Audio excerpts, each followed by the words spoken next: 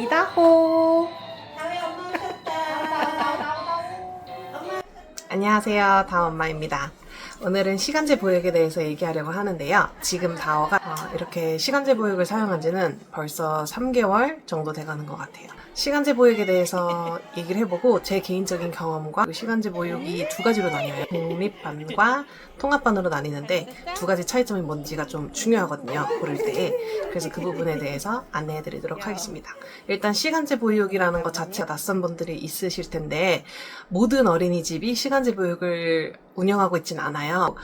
시간제 보육이라 함은 정규 어린이집을 보낼 때 저희가 어린이집에다가 보육료를 이제 결제를 하잖아요. 그 돈을 내지 않고 사용한 시간만큼 돈을 내는 건데 원래는 1시간당 5,000원이에요.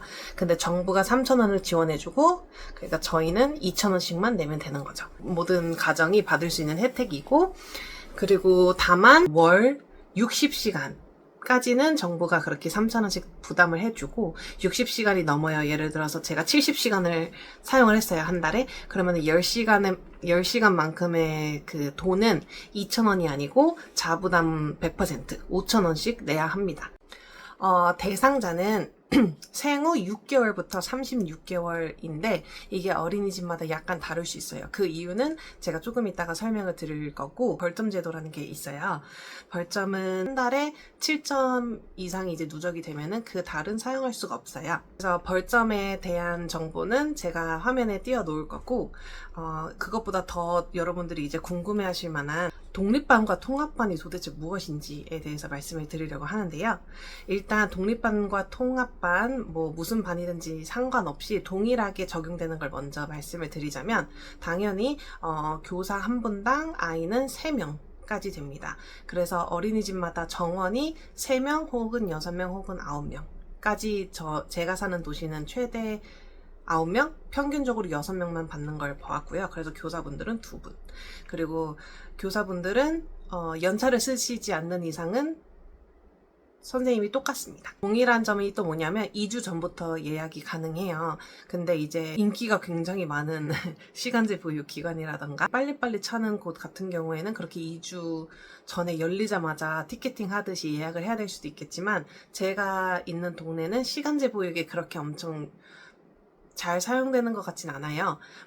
그래서 그렇게 치열하진 않고 당일 예약이 가능할 정도로 저희는 좀 널널한 편입니다. 그래서 살고 계신 동네 상황을 좀 보시면서 미리미리 하실 필요가 있겠습니다.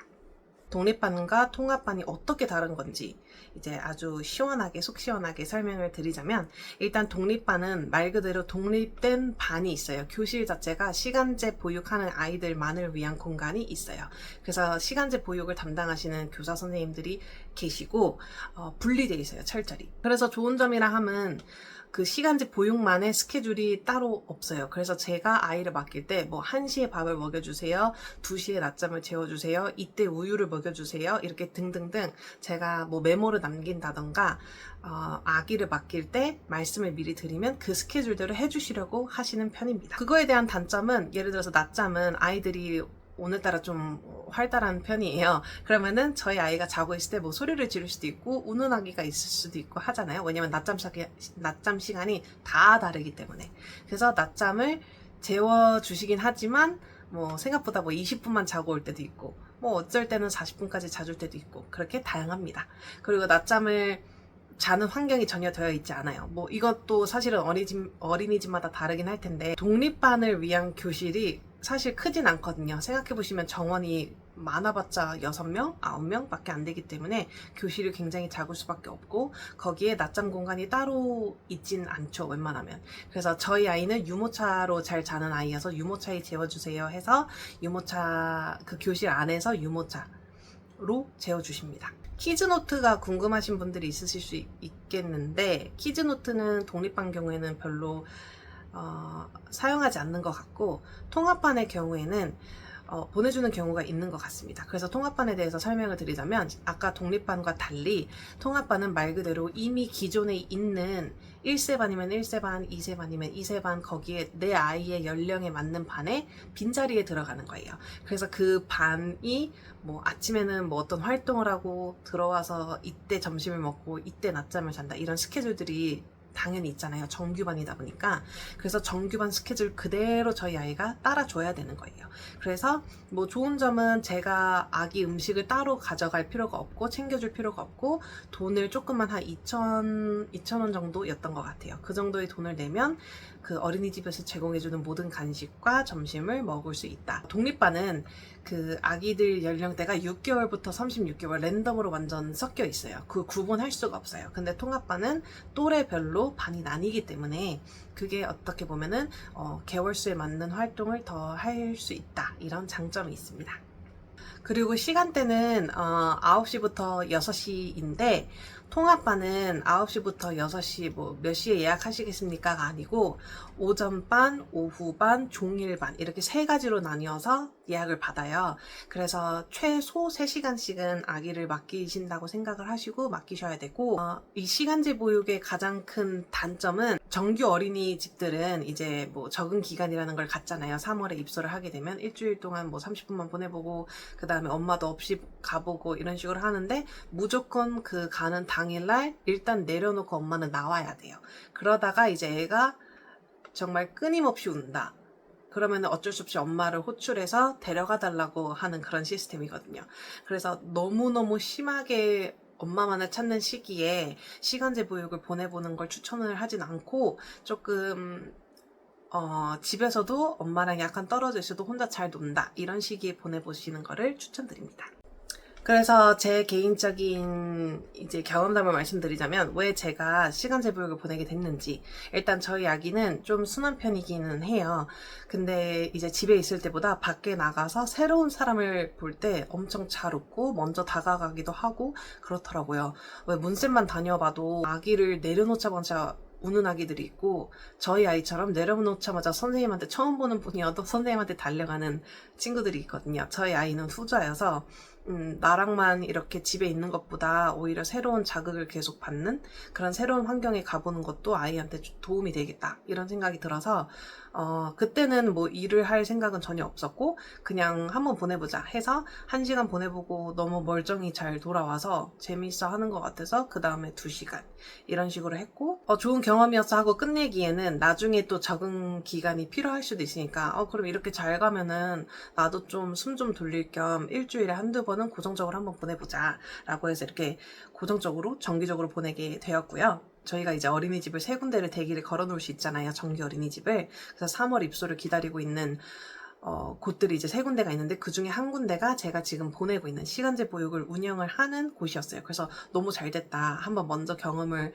해볼 수 있겠구나 해서 보내보고 싶은 것도 컸고 그리고 제가 이렇게 유튜브를 하고 있는데 이런 촬영이라든가 편집을 할 시간이 더 이제 늘어나니까 저도 이제 육아 말고 다른 데 이렇게 약간 환기가 된다 할까? 그래서 더 에너지가 잘 재충전이 돼서 아기를 만났을 때 더 열심히 놀아줄 수 있고 그리고 그렇게 하다 보니까 예기치 않게 제가 원래 하던 일에서 이제 연락이 왔어요. 한번 파트로 다시 일을 해보지 않겠냐 해서 때마침 시간제 보육을 막 시작하던 찰나였어서 괜찮겠다 해서 그때부터 지금까지 계속 파트타임 일을 하고 있고 아무 문제 없이 잘 지내고 있습니다.